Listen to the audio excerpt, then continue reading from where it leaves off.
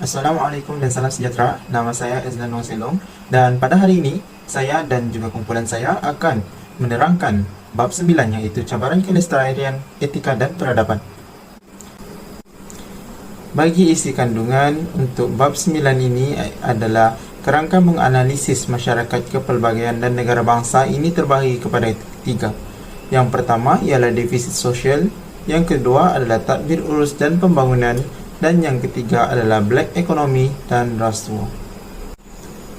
Selain itu, dalam topik ini juga kita akan membincangkan iaitu mengurus matlamat pembangunan lestari dan wawasan kemakmuran bersama, kelangsungan kelestarian negara melalui etika dan peradaban, dan terakhir sekali ialah mengharmonikan pengalaman negara dan antarabangsa. Untuk memulakan pembentangan kami pada hari ini, alangkah indahnya kita mulakan dengan sinopsis bagi bab 9. Kelestarian, etika dan peradaban sejagat senantiasa tercabar dan terkesan oleh proses hakisan sosial. Ini kerana perubahan dalam masyarakat berlaku dengan pantas dan sukar dikawal, sama ada dari segi sosial, ekonomi, politik, alam sekitar, teknologi dan lain-lain. Selain itu, kepesatan pembangunan ekonomi banyak membawa implikasi positif dan pendapatan negara dan juga kesejahteraan hidup masyarakat. Namun yang demikian, ketidakseimbangan pembangunan negara membawa implikasi negatif terhadap persekitaran fisikal, alam sekitar dan juga kesihatan masyarakat.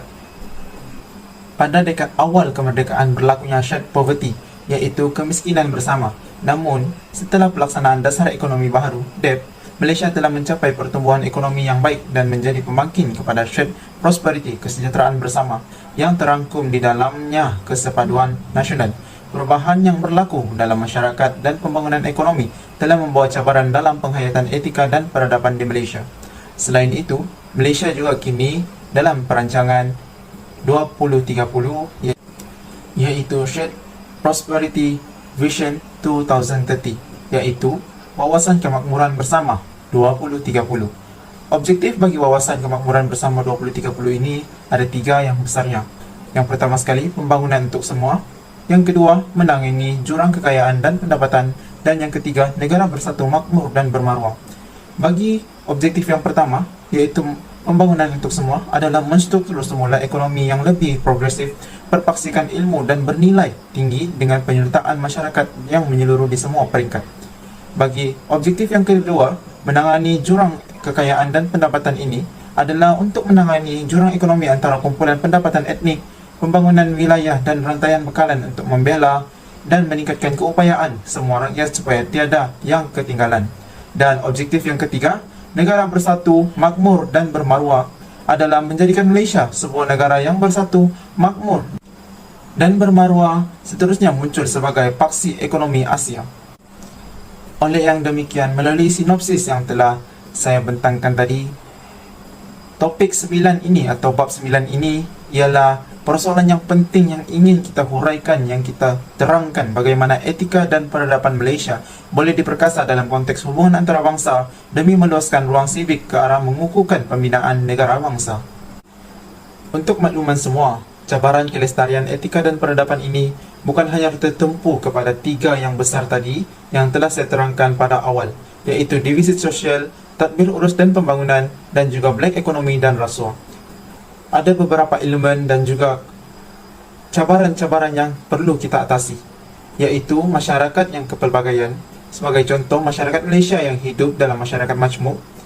Yang kedua adalah matlamat pembangunan lestari itu sendiri, kerana matlamat perlulah diselarikan dengan gerak kerja yang sempurna. Seterusnya adalah negara bangsa yang memupuk jati diri kita sebagai anak negara Malaysia, hubungan antarabangsa dan juga wawasan kemakmuran bersama.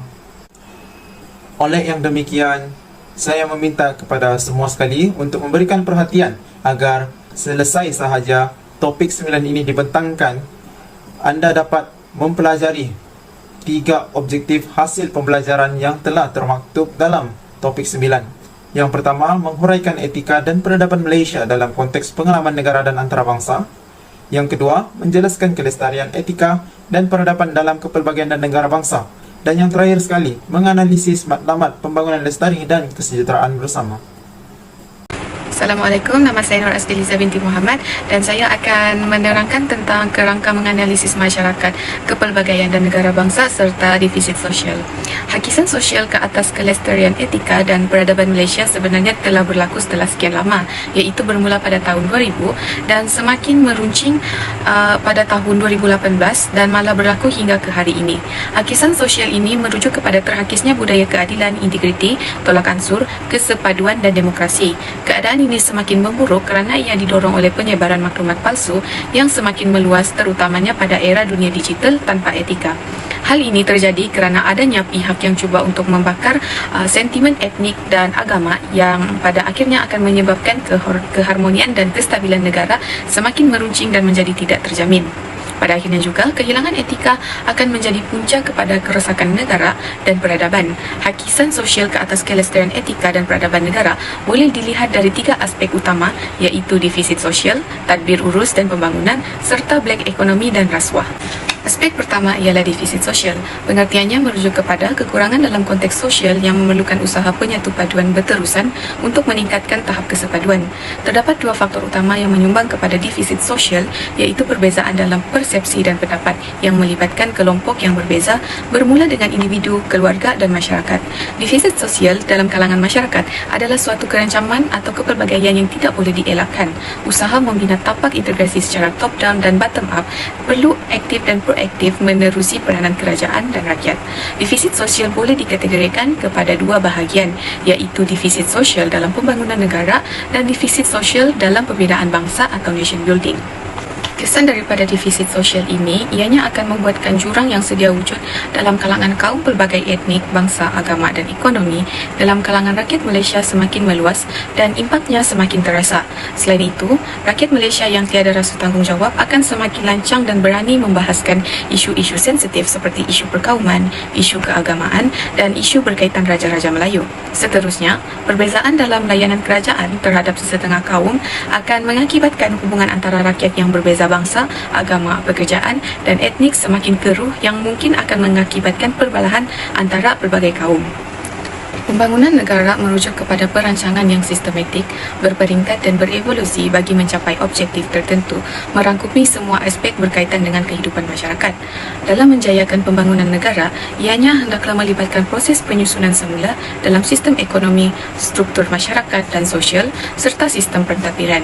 Pada akhirnya, pembangunan negara seharusnya mampu untuk mengurangkan kadar kemiskinan, merapatkan jurang antara masyarakat miskin dan kaya, meningkatkan taraf hidup dan mengurangkan kadar pengangguran. Seperti yang diketahui, golongan miskin memang ada tanpa mengira Melayu atau Bumiputera, Cina dan India di bandar. Selain itu, masyarakat yang mengusahakan sektor pertanian juga terancam kemiskinan lantaran sistem ekonomi yang lebih mementingkan sektor perindustrian. Terdapat juga golongan miskin yang terperangkap kerana status kemiskinan di beberapa buah negeri seperti Sabah, Kelantan dan Sarawak. Atas faktor-faktor tertentu seperti masalah kewangan, kekurangan infrastruktur, kekurangan fasiliti dan tenaga kerja yang akan menyebabkan perkhidmatan kesihatan dan pendidikan yang terhad. Hal ini menyebabkan terdapat golongan miskin yang sukar atau bahkan tidak mampu untuk mendapatkan akses kepada pendidikan dan kesihatan. Sebagai contoh, terdapat beberapa tempat di Sabah, terutama sekali di bahagian pendalaman, yang mengalami kesukaran untuk mendapatkan akses kepada pendidikan kerana kekurangan infrastruktur seperti jalan raya dan pengangkutan, di mana terdapat beberapa orang pelajar yang terancam bahaya lantaran terpaksa menggunakan infrastruktur yang sedia ada seperti melalui jambatan gantung yang rosak dan menaiki bot tanpa jaket keselamatan. Seterusnya, defisit sosial dalam pembinaan bangsa atau nation building. Definisi bagi konsep ini merujuk kepada proses penyatu paduan dan pemupukan semangat perpaduan dalam negara yang melibatkan 2 komponen utama, iaitu sistem pentadbiran dan rakyat yang ditadbir. Pembinaan bangsa amat penting dalam mengekalkan perpaduan agar dapat memastikan kelangsungan, keharmonian dan kesejahteraan dalam negara. Ianya dapat dilaksanakan dengan cara membina jati diri dalam kalangan rakyat Malaysia serta memupuk semangat patriotisme dan nasionalisme. Apabila membincangkan tentang topik perpaduan, ianya tentu saja berkaitan dengan aspek-aspek kenegaraan yang merujuk kepada etnik, bahasa, budaya, agama, kekeluargaan, raja, Perlembagaan Persekutuan, Undang-Undang Tubuh Negeri dan akhir sekali sejarah. Aspek-aspek yang disebutkan merupakan antara isu-isu yang menjadi perdebatan dalam kalangan rakyat Malaysia. Tidak dinafikan, kelancangan sesetengah individu telah menjadikan isu ini sebagai isu sensitif yang tidak boleh dibicarakan. Kelancangan ini biasanya kerana mereka sendiri tidak tahu dan tidak mahu memahami tentang definisi konsep-konsep tersebut. Antara usaha kerajaan dalam membina bangsa ialah pengenalan kepada prinsip hukum negara, pelaksanaan dasar kebangsaan Malaysia dan dasar pendidikan Malaysia, serta penciptaan gagasan satu Malaysia. Berdasarkan dasar perpaduan negara, terdapat 10 isu dan cabaran yang termasuk dalam defisit sosial di mana ianya dikenal pasti sebagai faktor utama yang dapat mengganggu gugat proses pengukuhan perpaduan rakyat Malaysia. Yang pertama, etnisiti yang merujuk kepada kepelbagaian kaum di Malaysia, termasuk 3 kaum terbesar iaitu Melayu, Cina dan India yang mengundang kerejaman kerana wujudnya kepelbagaian dalam adat resam, kepercayaan dan konflik sejarah. Kedua, faktor agama iaitu kepelbagaian jenis agama yang dianuti oleh rakyat Malaysia dan masing-masing ingin berlawan untuk menunjukkan agama mana yang benar dan konflik dalam sambutan perayaan.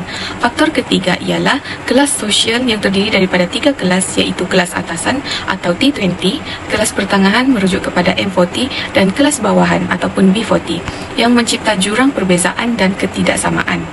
Keempat ialah pendidikan sama ada di peringkat sekolah rendah, sekolah menengah atau peringkat universiti yang terdapat pemisahan kaum di mana merujuk kepada sekolah rendah jenis Cina dan juga sekolah rendah jenis India, dan bagi golongan yang tidak berpendidikan seringkali diremeh dan diabaikan. Kelima ialah isu bahasa.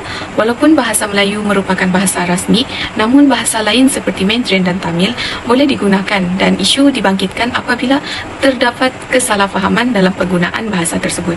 Keenam ialah jurang antara generasi yang melibatkan kepelbagaian peringkat umur dalam kalangan masyarakat, di mana suara orang muda acap kali diabaikan.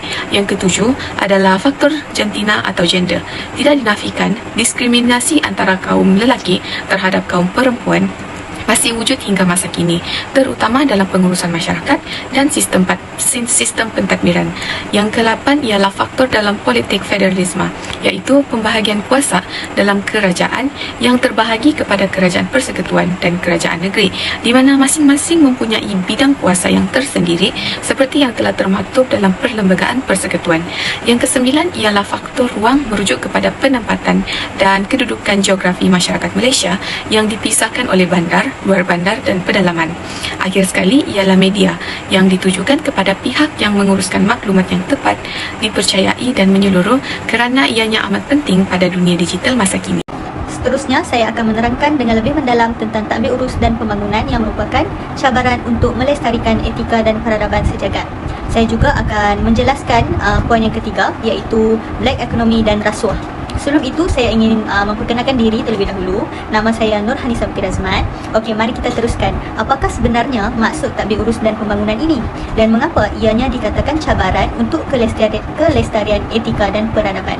Mari saya terangkan.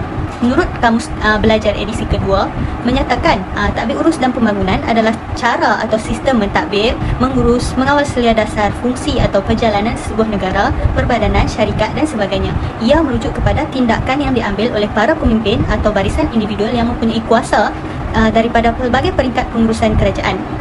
Antara ciri-ciri tadbir urus yang baik adalah mempunyai hak bersuara dan accountability. Hak bersuara bermaksud rakyat tersebut mempunyai hak dan bukan merupakan kesalahan bagi mereka untuk menyuarakan pendapat, komen serta ketidakpuasan hati terhadap sistem pentadbiran negara. Okey, accountability membawa maksud setiap pekerja bertanggungjawab dengan telus dalam melaksanakan tugasan.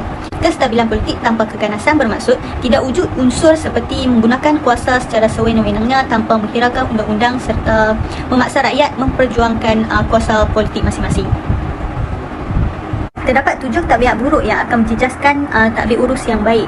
Tabiat-tabiat ini janganlah dilakukan dan perlu dibuang oleh pekerja, terutamanya pejabat awam, kerana ia akan mengganggu gugat sistem pentadbiran dan pembangunan negara. Tabiat yang pertama adalah penafian. Ini lebih kepada pekerja yang tidak jujur, sebagai contoh menafikan diri dan tidak mengaku tentang terlibat dalam aktiviti penyelewengan namun sebenarnya terlibat. Okey, yang kedua adalah sombong. Sombong ini di sini bermaksud bersikap angkuh ketika bekerja. Seperti tidak bertegur sapa, memberi senyuman kepada pekerja lain. Ia akan menunjukkan suasana bekerja yang suram. Okey, tidak accountability bermaksud tidak bertanggungjawab dalam melaksanakan tugasan. Bekerja secara silo. Okey, apakah yang dimaksudkan bekerja secara silo? Ianya membawa maksud pekerja yang suka bekerja secara sendiri dan tidak suka bekerja secara berkumpulan.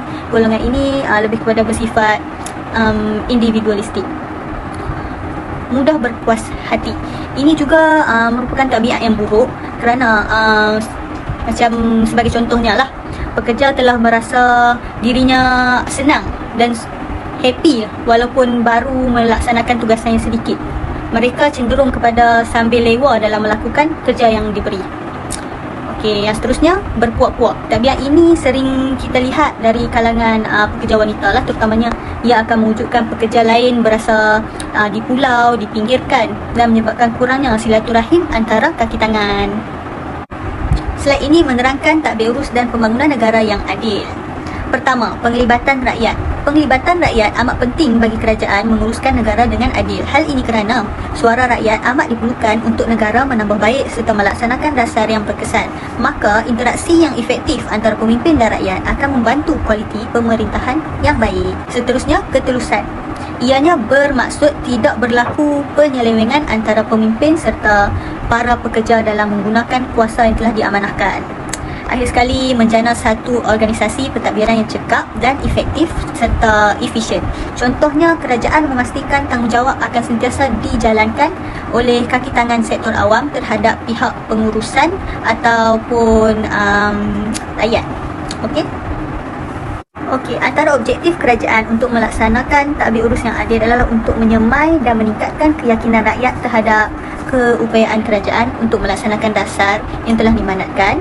Seterusnya, untuk mengekalkan accountability dalam sistem penyampaian perkhidmatan awam dan menjamin kesejahteraan sosial serta ekonomi rakyat serta masyarakat, menjamin perpaduan demi kestabilan negara dan akhir sekali sebagai matlamat keselamatan negara. Maka kerajaan bertanggungjawab dalam menangani sebarang perubahan-perubahan yang berlaku dalam pentadbiran. Kerajaan perlu menyediakan sebagai contoh agihan belanjawan yang adil dan saksama, seperti bantuan prihatin dan mengenalkan penjana. Penggunaan media sosial untuk menghasut etnik, agama dan juga perlembagaan persekutuan haruslah diambil perhatian dalam pengurusannya agar boleh menyekat kejadian seperti ini tidak berulang lagi. Okey, isu-isu berkaitan kesihatan seperti pandemik coronavirus juga perlu diambil perhatian oleh kerajaan. Hal ini kerana keadaan ini membawa kepada kebimbangan rakyat sekaligus akan menggugat keharmonian dan juga kemajuan negara. Cabaran seterusnya adalah black economy dan rasuah. Black economy atau lebih dikenali sebagai pasaran gelap merupakan sebuah pasaran barangan atau perkhidmatan yang berjalan di luar yang dirasmi disokong oleh kuasa negara. Ia dijalankan secara sengaja dan mempunyai motif tertentu seperti menghindari tanggungjawab membayar cukai ataupun mengelakkan tanggungjawab mengikut prosedur operasi yang standard seperti mana yang ditetapkan oleh pihak kerajaan. Sebagai contohnya, pelaksanaan upah minimum para pekerja, standard keselamatan dan sebagainya. Alright. Antara contoh aktiviti yang dijalankan dalam black economy dan rasuah ini adalah pelacuran dan juga menerima pekerja asing tanpa dokumen, perdagangan manusia, dadah, pembelakan, pencemaran alam dan memberi seperti menerima rasuah. Semua aktiviti ini sukar untuk dibendung oleh pihak kerajaan. Slide yang seterusnya, saya akan menerangkan dengan lebih lanjut tentang rasuah. Malaysia berada di tangga ke-51 daripada 180 negara dalam indeks persepsi rasuah tahunan pada 2019 berbanding dengan kedudukan ke-61 pada 2018. Selain mencatatkan sebanyak 6 mata kepada 53 berbanding 47 mata. Namun demikian, permasalahan ini tidak asing lagi di Malaysia maupun negara luar. Anggota-anggota yang sepatutnya membanteras perlakuan sebaliknya melindungi pesalah-pesalah ini kerana aktiviti rasuah telah berleluasa dan menjadi kebiasaan dalam kalangan kita. Bagi CPI 2020, hanya dua kemungkinan, sama ada Malaysia terus memperbagi kedudukan atau merudum disebabkan pengaruh salah laku, rasuah, penyelewengan serta memanipulasikan kuasa. Oleh itu, dapat kita simpulkan bahawa cabaran yang paling besar adalah bagaimana untuk membanteras masalah rasuah ini dengan efektif dan meningkatkan nilai integriti seseorang itu. Berdasarkan Akta Suruhanjaya Pencegahan Rasuah Malaysia 2009, Akta 694, terdapat 4 kesalahan rasuah yang paling utama. Pertama, Seksyen 16 dan 17 kurungan A Akta SPRM 2009 tentang meminta dan menerima rasuah. Kedua, Seksyen 17 kurungan B Akta SPRM 2009 tentang menawar dan memberi rasuah. Ketiga, Seksyen 18 Akta SPRM 2009 tentang mengemukakan tuntutan palsu. Yang terakhir, Seksyen 23 Akta SPRM 2009 tentang menggunakan jawatan serta kedudukan untuk suapan pegawai badan awam.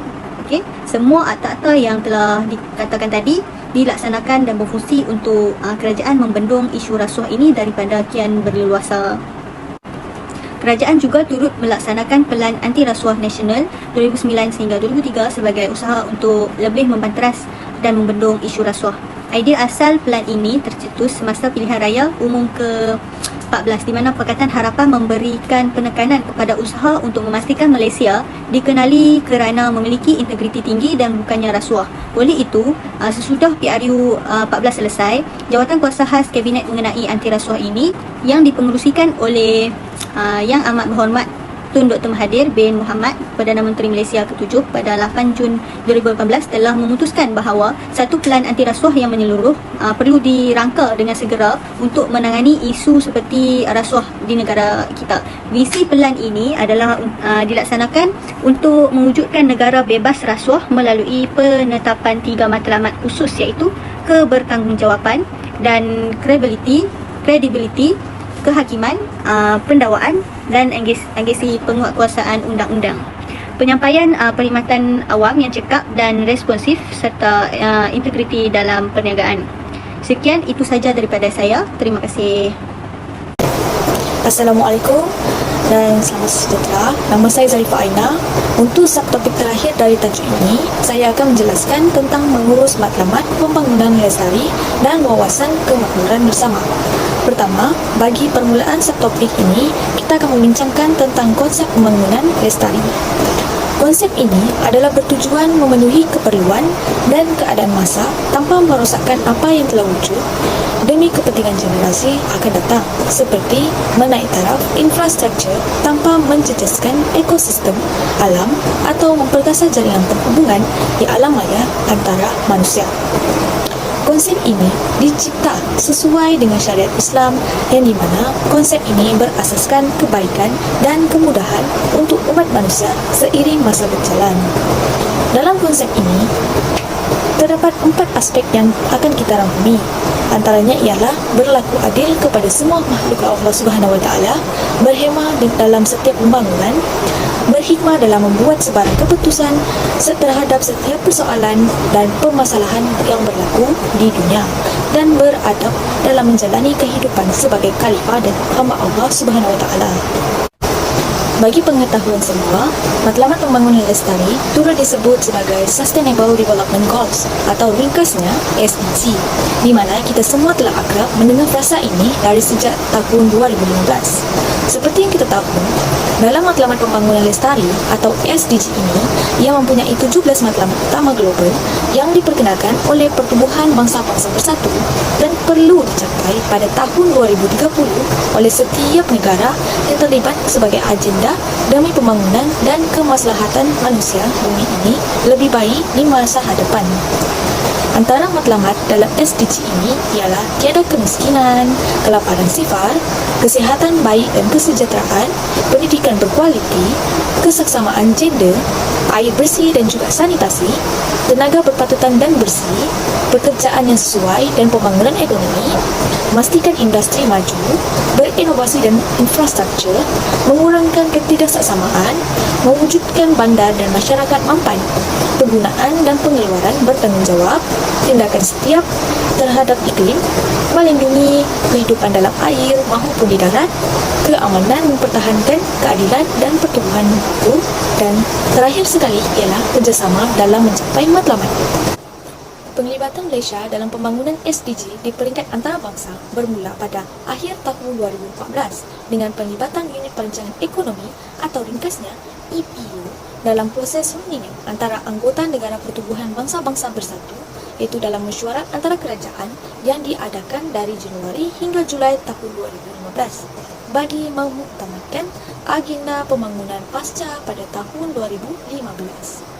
Di samping itu, Malaysia terus merancangkan demi merealisasikan matlamat SDG menerusi dasar komuniti negara, Pelan Tindakan Online Service Index pada tahun 2019 hingga 2020 dan sebagainya.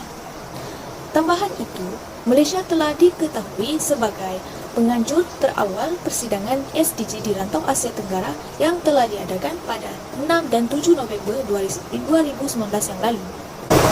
Seterusnya, konsep kesejahteraan bersama atau dalam erti kata lain, share prosperity. Pada asasnya, konsep ini berpusatkan pembangunan yang bersifat lestari dan persekitaran yang sihat. Oleh sebab itu, tujuan konsep ini adalah untuk mewujudkan kesejahteraan hidup dalam kalangan masyarakat. Seperti yang kita lihat, kesejahteraan memberi impak yang positif kepada negara dari segi politik, kestabilan ekonomi dan kesepaduan sosial. Maka daripada itu, wujudlah Wawasan Kemakmuran Bersama 2030. Dari pelaksanaan rangka ini, kerajaan melancarkan pada 2020 untuk tempoh tahun 2021 hingga tahun 2030. Wawasan Kemakmuran Bersama 2030 ialah satu iltizam menjadikan Malaysia sebuah negara terus membangun secara mampan seiring dengan pengagihan ekonomi yang adil, seksama dan inklusif pada semua peringkat kumpulan pendapatan, etnik, wilayah dan rantaian bekalan. Matlamat utama rangka ini ialah menyediakan taraf hidup yang wajar kepada semua rakyat pada tahun 2030. Terdapat 3 objektif kemakmuran bersama. Pertama, pembangunan untuk semua. Dalam objektif ini, untuk menstruktur semula ekonomi yang lebih progresif, berpaksikan ilmu dan bernilai tinggi dengan penyertaan masyarakat yang menyeluruh di seluruh peringkat. Objektif kedua, menangani jurang kekayaan dan pendapatan. Ia menangani jurang ekonomi antara kumpulan pendapatan, etnik, pembangunan wilayah dan rantaian bekalan untuk membela dan meningkatkan keupayaan semua rakyat supaya tiada yang ketinggalan maupun dibelakangkan. Selanjutnya, objektif yang terakhir dan juga sama penting iaitu membina negara bersatu, makmur dan bermaruah. Ia menjadikan Malaysia sebuah negara yang makmur dan bermaruah, seterusnya muncul sebagai paksi ekonomi Asia, terutamanya di kawasan Asia Tenggara. Dan terakhir daripada subtopik ini, pelajar hendaklah mengetahui ia terdapat 7 teras dalam rangka ini. Antaranya ialah ekosistem perniagaan dan industri, aktiviti pertumbuhan ekonomi utama, pasaran buruh dan pampasan pekerjaan, modal insan, kesejahteraan sosial, dan keterangkuman wilayah dan modal insan. Salam sejahtera, nama saya Chelsea Ophelia John. Seterusnya saya akan membincangkan subtopik tentang kelangsungan kelestarian negara melalui etika dan peradaban. Sebelum itu, saya ingin menjelaskan tentang maksud kelestarian, di mana secara umumnya, kelestarian atau yang juga disebut sebagai kemapanan, merupakan keupayaan dalam mengekalkan sesuatu atau memastikan kewujudan serta keperpanjangan sesuatu benda itu. Kelestarian etika dan peradaban bermaksud suatu usaha berkaitan etika, adab dan nilai-nilai baik yang diterapkan oleh masyarakat Malaysia yang dilakukan secara sedar, konsisten dan berterusan.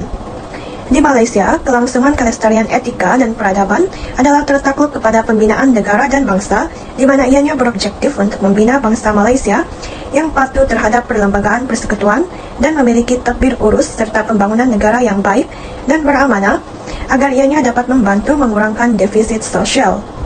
Apabila terdapat pengukuhan dalam kedua-dua aspek ini, maka keterikatan kolektif antara etnik dan negara dapat dicapai sehingga kesepaduan nasional mampu dibina. Namun demikian, jika kita melihat kepada Indeks Perpaduan Nasional yang dijalankan selama 18 bulan melalui soal kaji selidik serta dialog rakyat, ia mendapati bahwa perpaduan dalam konteks kepelbagaian kaum, budaya dan adat bersam masih belum tercapai meskipun Malaysia sudah mencapai kemerdekaan. Seterusnya, saya akan menjelaskan tentang konsep perpaduan, kesepaduan, serta penyatu paduan. Pertama sekali, perpaduan merupakan suatu proses yang menyatu padukan masyarakat dan negara secara keseluruhannya, agar setiap anggota dalam sesebuah masyarakat dapat membentuk satu identiti dan nilai bersama, serta memiliki perasaan kebangsaan yang sama. Seperti di Malaysia, hubungan harmoni yang terjalin antara masyarakat berbilang bangsa akan dapat membantu dalam memperkukuhkan lagi kedaulatan dan pembangunan negara. Manakala kesepaduan merupakan suatu persetujuan yang dipersetujui oleh dua pihak. Dalam konteks negara kita, kesepaduan merujuk kepada persetujuan antara pemimpin dan rakyat. Namun demikian, tidak dinafikan bahwa terdapat banyak perkara yang belum terlaksana atau mengalami penangguhan sehingga akhirnya dilabel sebagai defisit sosial. Kesepaduan sebenarnya dapat dicapai sekiranya terdapat toleransi dan tolak ansur antara individu. Penyatu paduan pula merupakan usaha yang dilakukan untuk mencari penyelesaian defisit sosial yang mana dapat dicapai melalui tapak integrasi. Tapak integrasi merupakan sebuah asas yang menjadi tanda atau lambang kepada perpaduan kaum di negara ini. Sebagai contoh, tapak integrasi yang terdapat di Malaysia adalah seperti perlembagaan persekutuan, wawasan 2020, rukun tetangga, serta bahasa kebangsaan. Seterusnya, saya akan membahaskan tentang pembangunan lestari.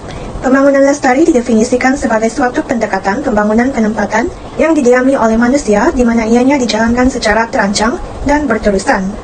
Secara umumnya, pembangunan lestari ditakrifkan sebagai pembangunan yang memenuhi keperluan masa kini tanpa mengkompromikan keupayaan generasi akan datang untuk memenuhi keperluan mereka.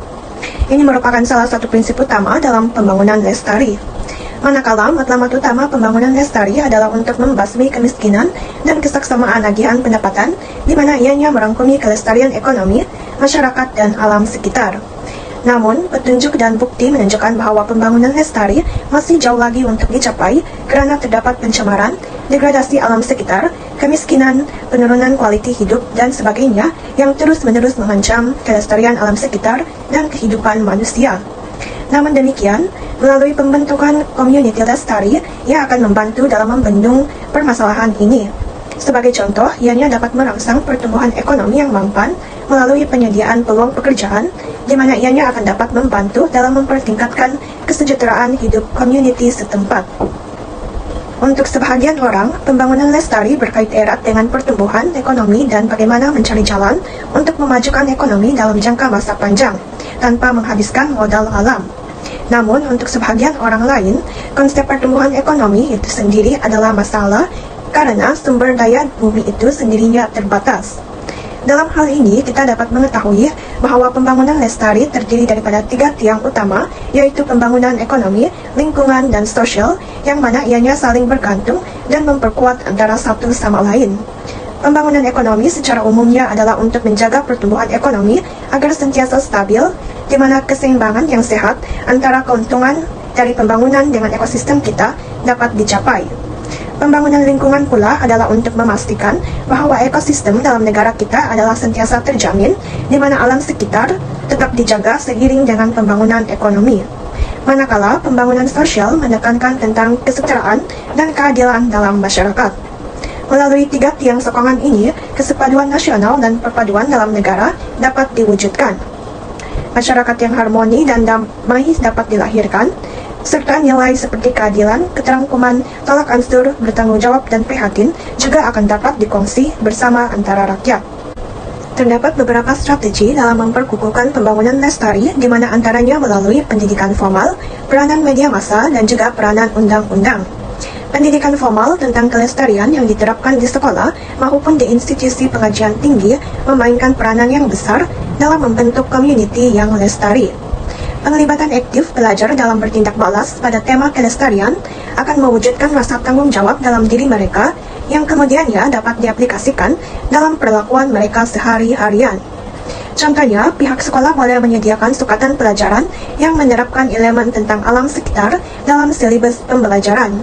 Peranan media massa juga adalah sangat efektif, di mana ianya dapat menyebarkan dan menyampaikan kepentingan amalan penggunaan lestari secara meluas. Pihak kerajaan dapat menyebarkan pelbagai iklan serta pesanan mengenai penjagaan alam sekitar dan amalan kehidupan lestari melalui media massa yang mana dapat dilihat oleh banyak individu. Dengan penggunaan internet juga, seseorang juga akan mudah untuk mendapatkan apa-apa maklumat mengenai kelestarian. Selain itu, peranan undang-undang juga merupakan strategi yang terbaik. Seharusnya anjakan paradigma diambil dalam rangka undang-undang untuk memastikan alam sekitar terjaga.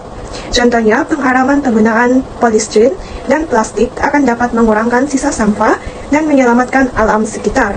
Di samping itu, melalui undang-undang, seseorang individu dapat dikenakan denda sekiranya terbukti melakukan kesalahan ke atas pencemaran alam sekitar, dan hal ini dapat memberikan pengajaran kepada mereka. Di sebalik strategi, terdapat juga cabaran dalam pembangunan lestari, di mana yang pertama adalah cabaran dalam tren pengguna. Dalam masa kini, ramai yang berpendapat bahwa penggunaan yang tinggi adalah baik dan memberi kesenangan serta keselesaan kepada mereka. Namun demikian, tren penggunaan ini dilihat dapat memberi lebih banyak kesan negatif untuk jangka masa panjang, di mana ianya dapat mengancam kesejahteraan dan kehidupan manusia. Penggunaan sumber per kapita oleh penduduk didapati meningkat pada kadar yang lebih pesat berbanding kadar pertumbuhan penduduk dunia.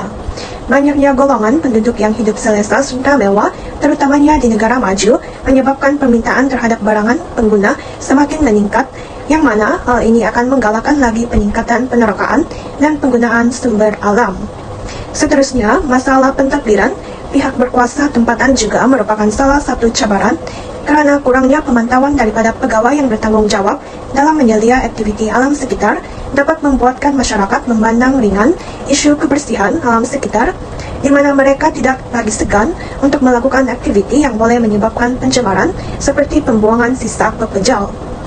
Cabaran terakhir merupakan pendekatan dalam pendidikan. Pendidikan di awal usia adalah penting untuk mendidik masyarakat agar lebih peka kepada kelestarian alam sekitar. Namun, pendidikan berlandaskan teori semata-mata belum tentu dapat menjadikan masyarakat sebagai peneraju kepada community lestari.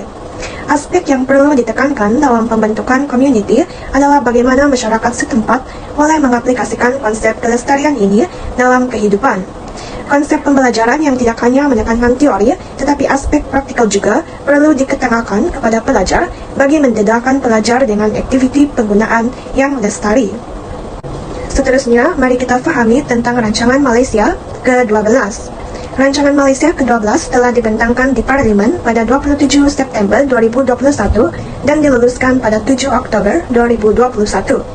Ianya dilancarkan dengan inisiatif kemakmuran bersama yang berasaskan 3 dimensi, termasuk pemerkasaan ekonomi, kelestarian alam sekitar, serta merekayasa semula sosial pada tahun 2021 sehingga tahun 2025. Rancangan Malaysia ke-12 ini merupakan kesinambungan daripada Rancangan Malaysia ke-11, di mana pelan pembangunan pasca 2020 telah digubal untuk menentukan hala tuju pembangunan negara dalam tempo 1 dekad. Secara keseluruhannya, Rancangan Malaysia ke-12 berhasrat untuk menggerakkan usaha membina semula ekonomi yang berdaya tahan ke arah Malaysia yang makmur, inklusif dan mampan.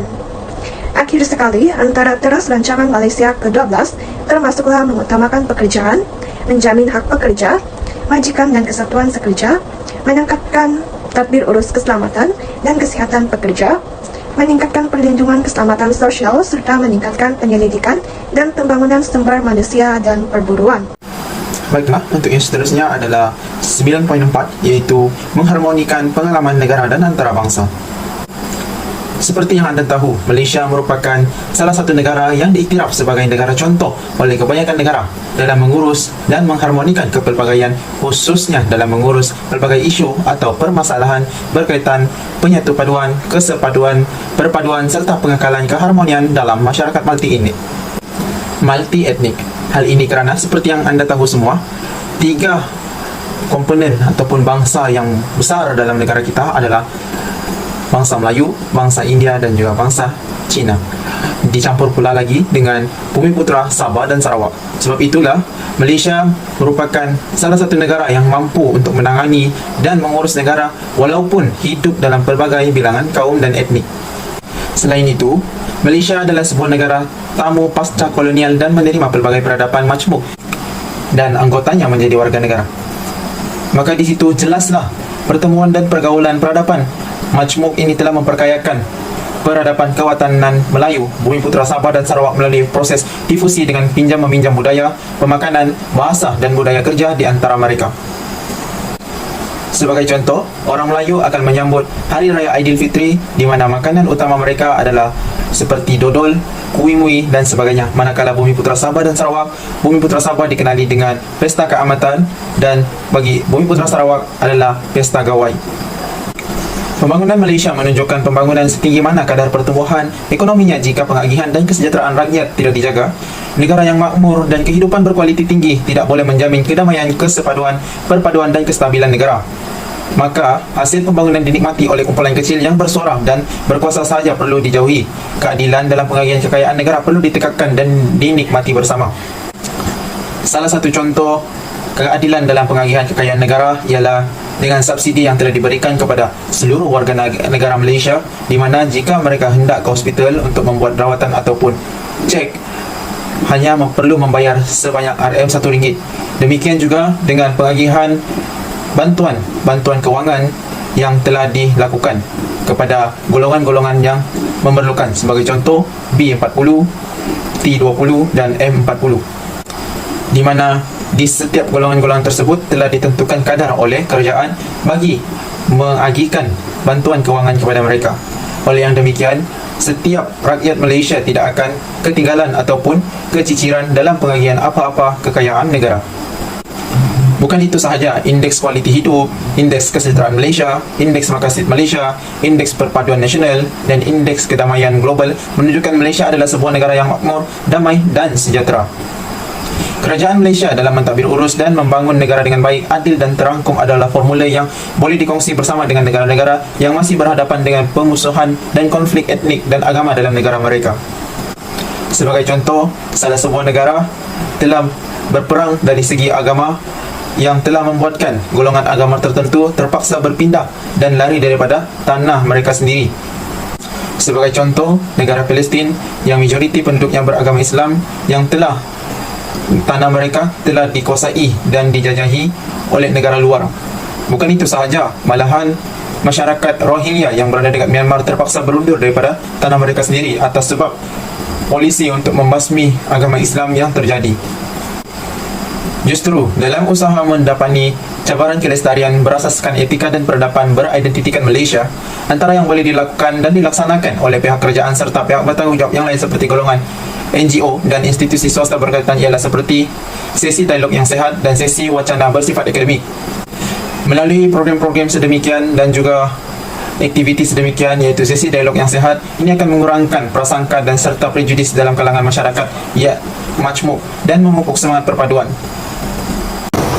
Kesimpulannya, negara yang makmur dan kehidupan yang berkualiti tinggi tidak menjamin kedamaian, kesepaduan, perpaduan dan kestabilan negara jika kehidupan dan kesejahteraan rakyat tidak mampu dijaga.